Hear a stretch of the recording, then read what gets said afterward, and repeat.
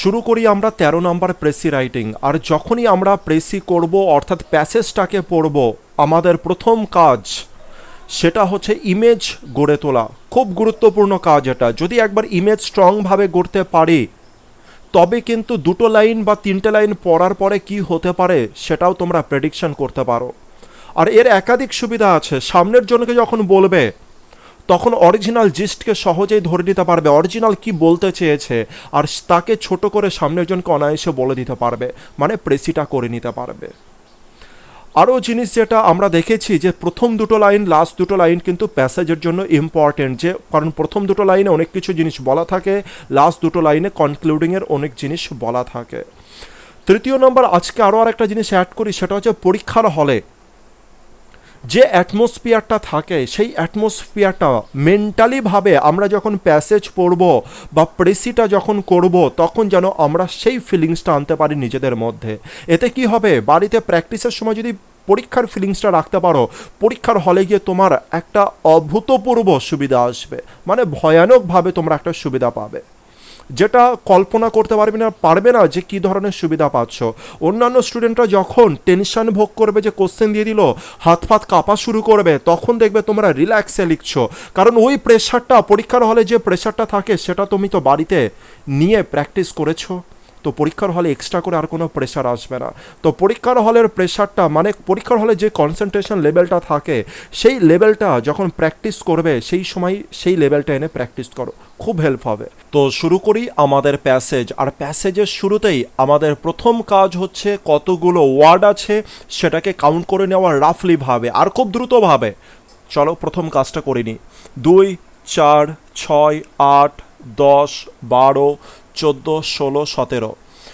একটা লাইনে 17খানা ওয়ার্ড আছে, আমি সেই অনুসারে কাউন্ট করব। 2, 4, 6, 8, 10, 12, 13, 14, মানে 17 আর 13 ধরে নাও। তাহলে 17 আর 13 তো হচ্ছে 220-র আশেপাশে ধরো, 220-র আশেপাশে। আর 220খানা ওয়ার্ড যদি হয় তো আমি 70খানা ওয়ার্ডের মধ্যে যদি লিখে নিতে পারি প্রেসিটা, তবে সেটা বেশ ভালো জিনিস দেখায়। তো শুরু করব আমাদের প্যাসেজ। প্যাসেজ পড়ার সময় আমাদের কাজ হচ্ছে ইমেজটাকে খুব স্ট্রং করে বিল্ড করা, এটা আমাদের খুব ইম্পর্ট্যান্ট কাজ। Mankind felt the impact of nuclear energy for the first time in 1945 when 2 atom bombs wiped out Hiroshima and Nagasaki in just 10 minutes। বলছে মানুষরা সেই সময় নিউক্লিয়ার এনার্জিকে প্রথম ফিল করেছিল যখন হিরোশিমা নাগাসাকির উপরে দুটো অ্যাটম বম পড়েছিল, আর সেটা 10 মিনিটের মধ্যে পুরো ওয়াইপড আউট হয়ে গেছিল, পুরো ধূলিসাৎ হয়ে গেছিল, পুরো ধুয়ে মুছে সাফ হয়ে গেছিল। কত সালে? 1945 সালে। সিন্স দেন, তখন থেকে nuclear weapons more powerful than earlier ones. আর তখন সেই সময়ের থেকে এখনকার ওয়েপেন্স কিন্তু আরও বেশি শক্তিশালী। Have been developed by the scientist, যেটা ডেভেলপ করা হচ্ছে কার দ্বারা? সায়েন্টিস্টদের দ্বারা। Intercontinental ballistic missiles rocket and many other destructive weapons have also been developed. Intercontinental যে ব্যালিস্টিক রকেটগুলো রয়েছে এবং আদার্স যে ডিস্ট্রাকটিভ ওয়েপেন্সগুলো রয়েছে, মানে ধ্বংসাত্মক যে ওয়েপেন্সগুলো রয়েছে, হ্যাভ অলসো বিন ডেভেলপড, সেগুলোকেও ডেভেলপ করা হচ্ছে।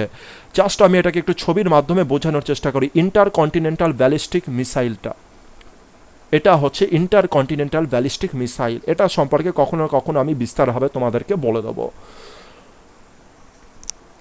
A race is constantly going on among the powerful nation to achieve nuclear supremacy। একটা রেস চলছে যে কে কত বেশি নিউক্লিয়ার এনার্জিকে নিজের কাছে রাখতে পারে, নিউক্লিয়ার অস্ত্রশস্ত্র কত বেশি নিজের কাছে রাখতে পারে, যাতে সে কী করতে পারে? সুপ্রিমেসি, অর্থাৎ নিজের প্রভুত্ব,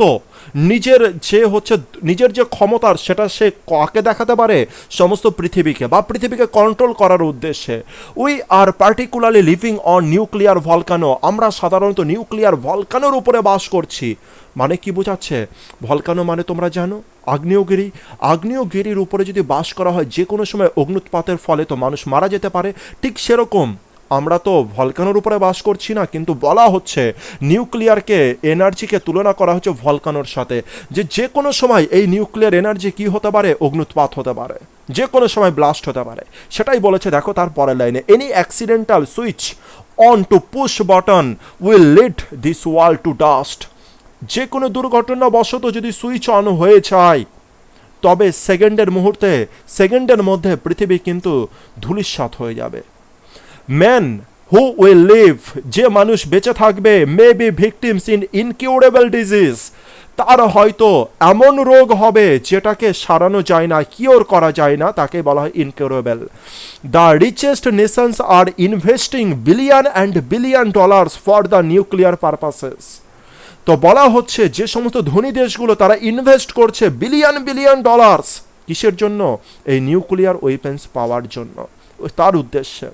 ইট ইজ সেইড দ্যাট, এটা বলা হয়, that very significant percent of the vast amount of dollars can remove the poverty from the world. এটা বলা হয় যে এই যে প্রচুর অর্থ যেটা ইনভেস্ট করা হচ্ছে নিউক্লিয়ার ওয়েপেন্স রেডি করার জন্য, তার যদি কিছু একটা পার্সেন্টও যদি হচ্ছে দেওয়া হতো গরিবদেরকে যদি ডিস্ট্রিবিউট করা হতো, তবে পোভার্টি পৃথিবী থেকে টোটালি মুছে যেত। খুব বড় কথা, এটা খুব বড়। However nuclear energy is not always destructive. যাই হোক, নিউক্লিয়ার এনার্জি কিন্তু সবসময় ধ্বংসাত্মক এমন কিন্তু নয়। If it is used properly, যদি একে ভালোভাবে ব্যবহার করা হয়, ইট ক্যান ব্রিং অপরিসীম বেনিফিট ফর ম্যানকাইন্ড। যদি একে সঠিকভাবে ব্যবহার করা হয়, তবে এটা মানুষের জন্য খুব বেশি পরিমাণে অপরিসীম লাভ কিন্তু দিতে পারে, বেনিফিট দিতে পারে। Nuclear energy can be used for predicting electricity, running different power plants and radioactivity. তো নিউক্লিয়ার এনার্জি থেকে কী কী জিনিস রেডি হতে পারে সেটা দিয়ে দিয়েছে। Electricity, running different power plants, radioactivity. It can also help in pest control, এটা pest কন্ট্রোলে হেল্প করবে, প্রিজার্ভেশন অফ ফুডে হেল্প করবে, মানে খাবার সংরক্ষণের জন্য, এগ্রিকালচার অ্যান্ড বায়োলজিক্যাল রিসার্চে হেল্প করবে। So nuclear power is a great tool that can be used for the betterment of mankind. সুতরাং নিউক্লিয়ার পাওয়ার হচ্ছে একটা বড় টুল হতে পারে, যেটা ম্যানকাইন্ড মানে মনুষ্য জাতির বেটার করার জন্য, তাদের লাইফস্টাইলকে বেটার করার জন্য ব্যবহৃত হতে পারে। তো আশা করি তোমরা টোটাল পিকচারকে নিজের সামনে দেখতে পেয়েছো প্রত্যেকে। যারা এটা 13 নম্বর প্রেসি করছো, 1 নম্বর থেকে যারা শুরু করেছো, তাদের কথা আমি বিশেষ করে বলছি। তো কি বলতে চেয়েছে নিউক্লিয়ার এনার্জি, এই টোটাল স্টোরিতে কি বলতে চেয়েছে? নিউক্লিয়ার এনার্জির শক্তি সম্পর্কে বলেছে, এটা কতটা ধ্বংসাত্মক হতে পারে। ধনী দেশগুলো এই যে নিউক্লিয়ার ওয়েপেন্সগুলো পাওয়ার জন্য বিলিয়ন বিলিয়ন অর্থ ধ্বংস করে দিচ্ছে, শেষ করে দিচ্ছে, ইনভেস্ট করে দিচ্ছে। ওই অর্থের যদি কিছু পরিমাণ গরিবদেরকে দেওয়া হতো, দারিদ্রতা হয়তো পৃথিবী থেকে মুছে যেত। যদিও দেখা যাচ্ছে যে এই যে নিউক্লিয়ার এনার্জিকে প্রপার ইউজ যদি করা হয়, তবে সেটা মানুষের জীবনে কিন্তু হেল্প হতে পারে, মানুষের জীবনকে আরও ভালো লেভেলে পৌঁছে দিতে পারে, সুন্দর করতে পারে, বেটার করে দিতে পারে। তো এটাই ছিল জিস্ট, আর এটাই তো লিখবো, এটাই তো রাফ ড্রাফটিং হয়ে গেল। যদি আমি এটাকে রাফ ড্রাফটিংয়ের অর্থ হচ্ছে, যদি আমি সামনের জনকে এই কথাগুলো বলি যেগুলো আমি বললাম, তবে সে কি বুঝতে পারবে? চলো আরেকবার বলার চেষ্টা করি। প্রথম যে লাইনগুলো ছিল ভালো করে দেখো, এখান থেকে নিয়ে এই পর্যন্ত যদি দেখতে চাও তোমরা, যেখানে শুধুমাত্র মেনশন করেছে যে নিউক্লিয়ার পাওয়ারের ক্ষমতা কতটা, এটাই এখানে দেখো বলার চেষ্টা করেছে। যে প্রথম ইম্প্যাক্ট আমরা বুঝতে পেরেছিলাম 1945 সালে হিরোশিমা নাগাসাকি 10 মিনিটের মধ্যে ওয়াইপড আউট হয়ে গেছিল। তারপর থেকে একে আরও শক্তিশালী করা হচ্ছে। এর মানে কি? মানে আগেই দুটো বোমা দুটো শহরকে ফিনিশ করে দিয়েছিল, আর এখন আরও বেশি শক্তিশালী। তার মানে পুরো নিউক্লিয়ার এনার্জির পাওয়ারের সম্পর্কে বলছে কি বলছে না? বলছে। এটাই হচ্ছে ইনার মিনিং, এই জিনিসগুলোকেই ধরতে হবে। তো যদি এইটাকে আমি কি বলতে পারি, বিভিন্নভাবে আমরা বলতে পারি। প্রথমে জিসটাকে বুঝে নাও, তারপরে তুমি যে কোনো রকমভাবে বলো। তো নিউক্লিয়ার যে এনার্জি রয়েছে, তার ক্ষমতা এতটাই বেশি যে পৃথিবীকে নিমেষেই তাকে শেষ করে দিতে পারে, পৃথিবীকে নিমেষেই ধূলিসাৎ করে দিতে পারে। আরএস, পরের লাইনে চলে আসি, কি বলতে চেয়েছে? আরএস ইজ, একটা রেস চলছে।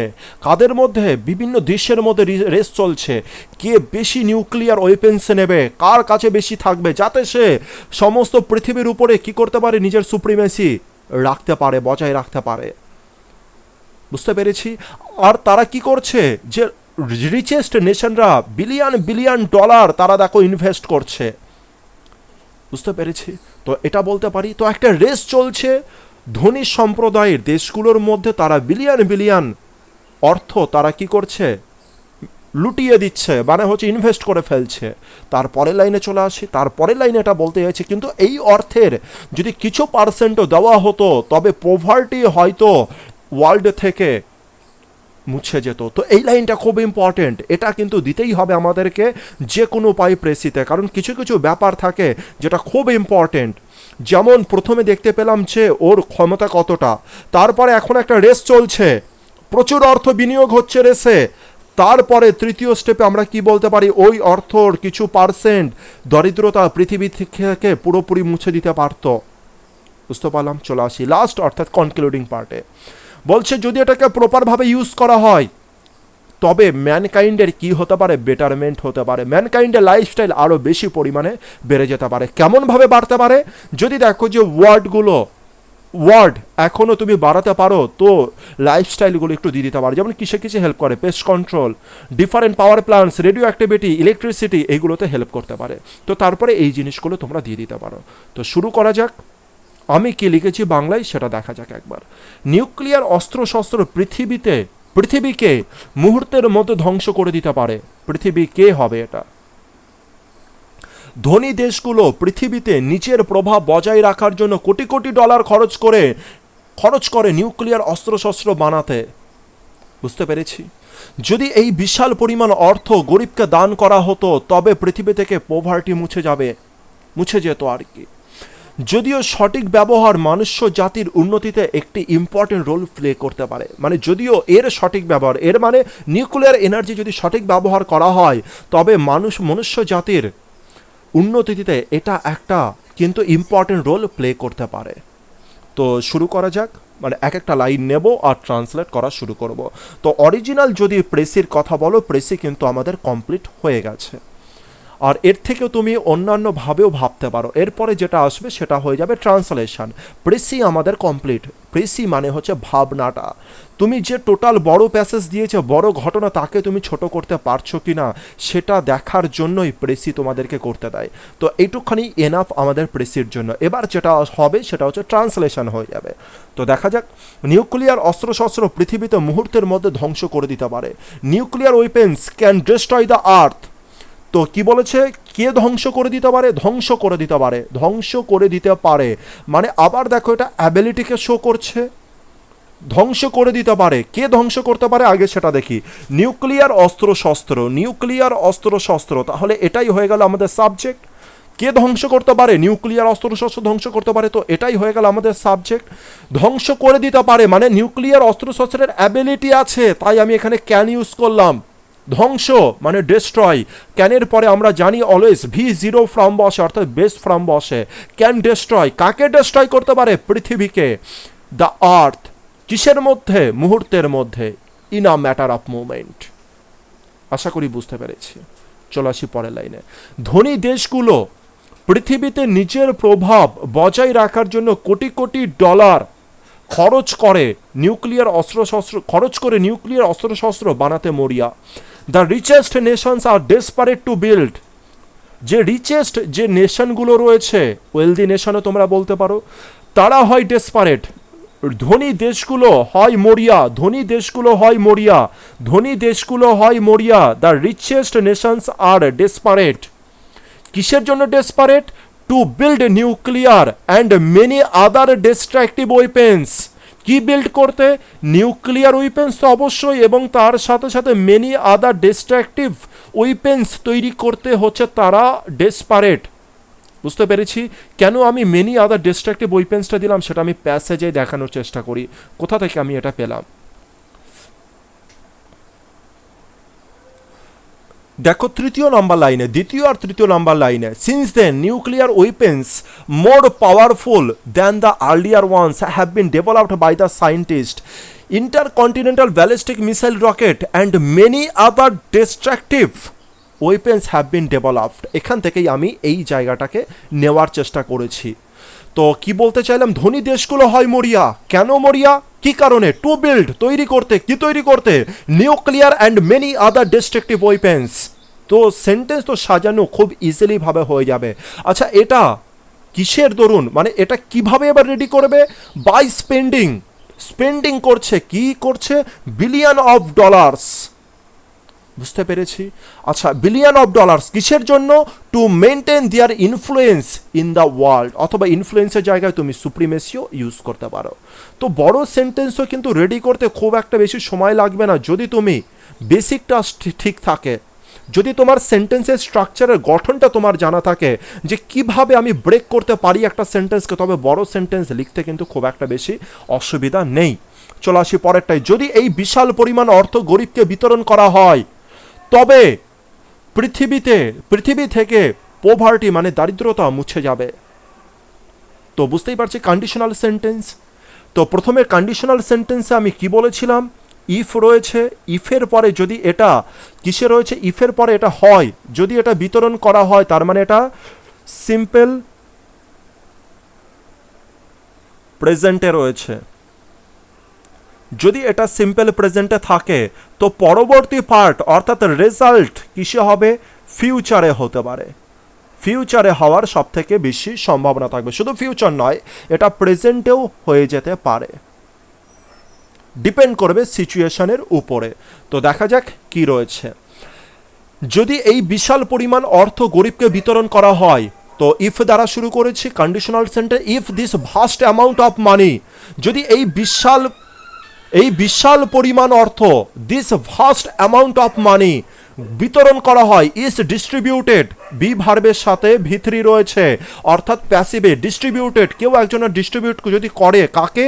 টু দি পুওর, যদি গরিবদেরকে, পোরের আগে কি আছে? দি আছে, সুতরাং পুরো গরিব জাতিকে রিপ্রেজেন্ট করছে। এই যে বিশাল পরিমাণ অর্থ যদি ডিস্ট্রিবিউট করা হয়, এটা কিন্তু প্যাসিভে। এই বিশাল পরিমাণ অর্থ ডিস্ট্রিবিউট নিজে করছে না, কিন্তু এই বিশাল পরিমাণ অর্থকে ডিস্ট্রিবিউট যদি করা হয়, তার মানে এই অর্থকে ডিস্ট্রিবিউট করা হচ্ছে কাকে, কার মধ্যে করা হচ্ছে? To the people. আর এখানে যে ডুয়ারটা রয়েছে, ডুয়ার কিন্তু এখানে উৎস, যে বাই এর দ্বারা, বাই ওর দ্বারা, ঠিক আছে, এটা কিন্তু উৎস রয়েছে। Poverty will be eradicated from the world. তো বুঝতেই পারছি দারিদ্রতা কি হয়ে যাবে? মুছে যাবে পৃথিবী থেকে। তো দেখো এখানে কি রয়েছে? ফিউচার রয়েছে। আর ফিউচারের সাথে আমি বি কেন যোগ করলাম? কারণ একে আমি প্যাসিভে করে রাখছি। বি এর সাথে ভি3 থাকলে সেই দুটো মিলে গিয়ে কি হয়ে যাবে? প্যাসিভ। এটা হতেই হবে প্যাসিভের জন্য। তো আশা করি কন্ডিশনাল সেন্টেন্সের স্ট্রাকচারটা তোমরা বুঝতে পারলে। চলে আসি পরের সেন্টেন্স, আর এটাই হচ্ছে লাস্ট। যদিও এর সঠিক ব্যবহার, কারণ এতগুলো সব হচ্ছে খারাপ সম্পর্কে বললাম, এবার তো ভালো সম্পর্কে বলতে হবে, কারণ প্যাসেজে ভালো সম্পর্কের জিনিসও মেনশন আছে, খারাপ বেশি আছে কিন্তু ভালো মেনশন আছে, সেটাই লিখেছি। যদিও এর সঠিক ব্যবহার মনুষ্য জাতির উন্নতিতে একটি ইম্পর্টেন্ট রোল প্লে করতে পারে, মানে একটি বড় ভূমিকা গ্রহণ করতে পারে। Although its proper use can play an important role for the betterment of mankind. এটা তো খুব ইজি সেন্টেন্স ছিল, এটা তোমরা সবাই বুঝতে পেরেছো আশা করি। তো টোটালটাকে যেখানে আমি লিখেছি সেটা হচ্ছে এটা impact on nuclear energy on mankind. তো নিউক্লিয়ার এনার্জির যে প্রভাব মানুষের উপরে কেমনভাবে পড়তে পারে সেটা টোটালটা যেটা আমি ওখানে লিখেছিলাম সেটা আমি এখানে লিখে দিয়েছি। আর যেটা বইয়ে রয়েছে এটা লীলা রায়ের বই থেকে নেওয়া রয়েছে, লীলা রায়ের বইয়ে এটা লেখা আছে। তো দুখানা অপশান তোমাদের সামনে রেডি হলো। তোমরা যদি সম্ভব হয় যে আরও অপশান রেডি করার, মানে আরও অন্যভাবে লেখার, তো সেটা লেখার চেষ্টা করবে, খুব হেল্প হবে। তো ভালো করে প্র্যাকটিস করো প্রত্যেকে, সময় নষ্ট না করে।